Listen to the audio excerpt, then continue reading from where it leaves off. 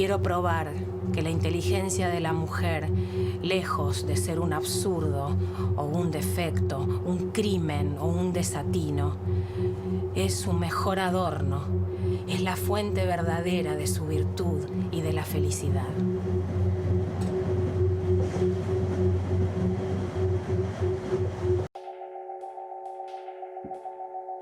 Si los hombres pudiesen comprender todas las mortificaciones y las profundas amarguras que despedazan el corazón de la mujer, el único porvenir que le dejaron y la única esperanza de vida entera es el amor. Por eso el casamiento es para ella el fin de su existencia. Porque el hombre dice, mi mujer, con el mismo tono de voz con que dice, mi caballo, mis botas.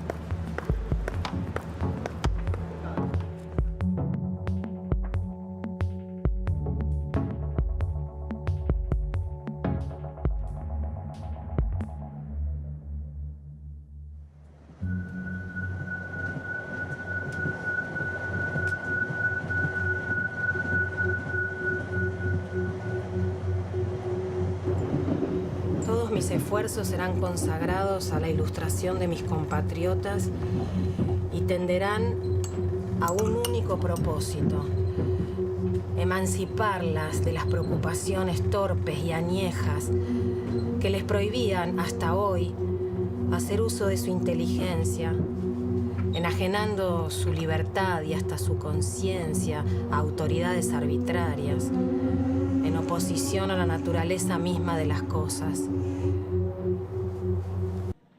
Es la primera mujer que se dirige verbalmente al público desde un estrado para transmitir ideas políticas.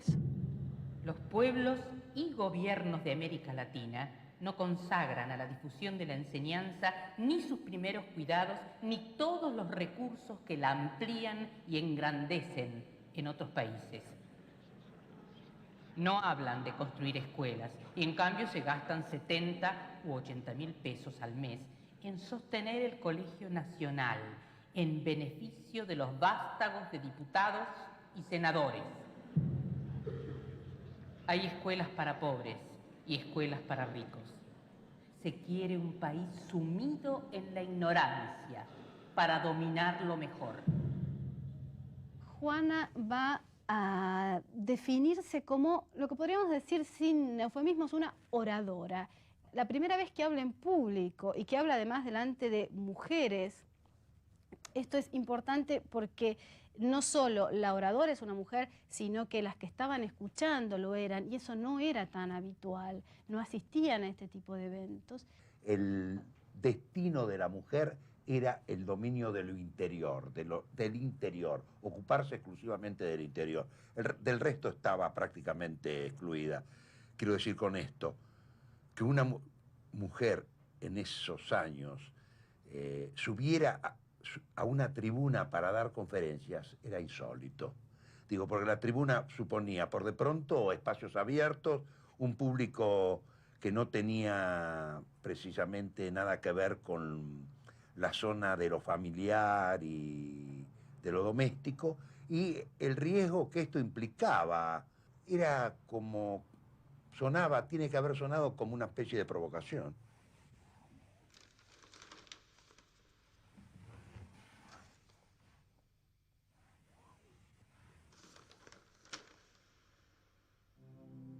En 1865, Juana toma otra decisión que la alejará más aún de las tradicionales familias porteñas.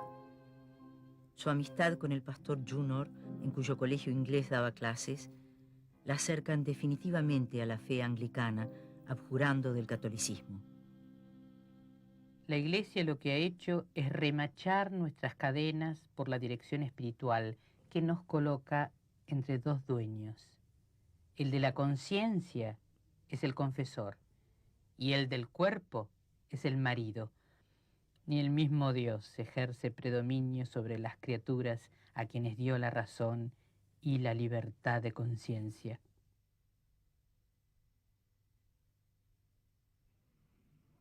la sociedad porteña, de mayoría católica casi absoluta, la impugnará por completo, hostigándola de 1000 maneras posibles.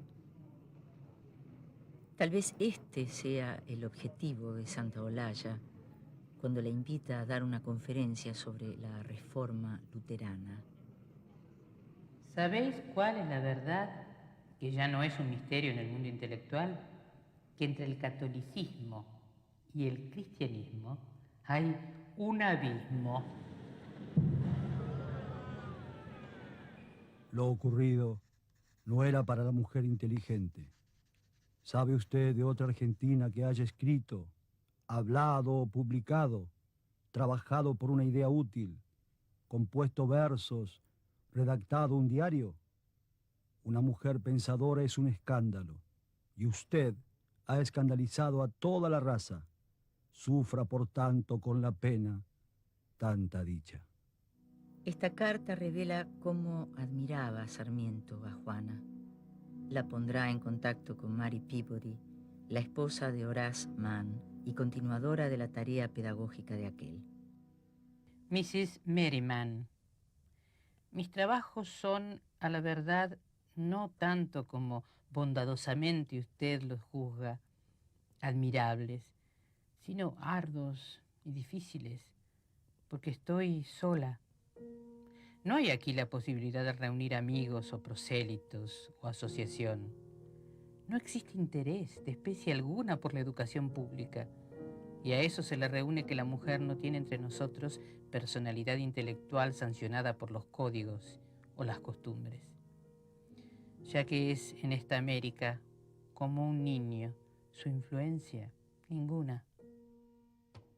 La incorporación de las mujeres a tareas con finalidad económica era tema de libros a favor y en contra, que llegaban a estas costas y que despertaban todo tipo de comentarios en la prensa y en la comunidad en general.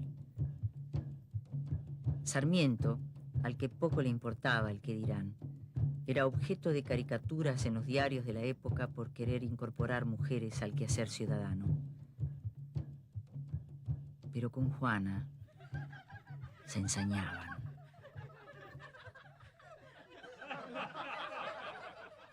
Las damas de la época renegaban de ella, considerándola emancipada y hasta demoníaca. Es posible pensar que Juana se sublevara ante la banalidad de estas mujeres. La coquetería, el recato, el segundo plano, no eran para ella. Era austera en el vestir y se sabe, osó cortarse el pelo usando una melena que se consideraba por entonces como una pose varonil. Su aspecto provocaba un rechazo que aumentaba su aislamiento. Entre sus pocos amigos se contaba una niña de 13 años, ex alumna suya. Querida China, sé siempre resignada, porque en este mundo hay mucho que sufrir, principalmente nosotras, las mujeres, destinadas por las bárbaras leyes que nos rigen a pasar de la potestad paterna al dominio marital y ser blanco de todas las injusticias y violencias. Juana sostenía en pleno siglo XIX las ideas emancipatorias que harían eclosión en el siglo venidero, cuando la mujer conquista el espacio público y se proyecta como sujeto político.